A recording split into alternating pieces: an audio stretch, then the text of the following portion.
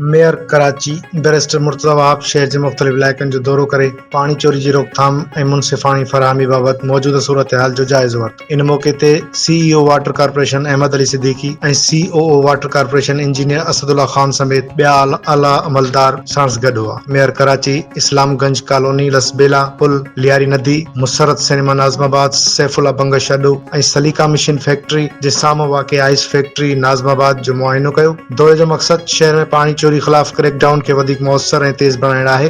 दौरे दौरान मेयर कराची जो चवणु हो त पाणी चोरी जी मुकमल साफ़ शफ़ाफ़ ऐं गैर जानिबदाराना जांच कई वेंदी। हिन अज़म जो इज़हार कंदे चयो त पाणी ते सिर्फ़ शहरियुनि जो हक़ आहे ऐं अवाम जे हिसे जो पाणी कंहिं बि सूरत में ज़ाया या चोरी थियण न ॾिनो वेंदो। इन मौक़े ते मेयर कराची हिदायत कई त पाणी चोरी में मुलविस माण्हुनि ख़िलाफ़ सख़्त क़ानूनी कार्रवाई कई वञे, जॾहिं त इंतज़ामी तौर ते मुलविस ऑफिसरनि ख़िलाफ़ भी कार्रवाई अमल में आंदी वञे। इन सिलसिले में CEO वाटर कॉर्पोरेशन फौरी कार्रवाई कंदे पाणी चोरी में मुलविस 2 ऑफिसरनि खे मुअत्तल करे छॾियो। मुअत्तल कयल ऑफिसरनि में executive engineer FTM SM M Hasan ऐं executive engineer CTM Ehsanullah Sheikh शामिल आहिनि। वाटर कॉर्पोरेशन जे HR डिपार्टमेंट पारां 2 ऑफिसरनि जी मुअत्तली जो नोटिफिकेशन पिणु जारी कयो आहे।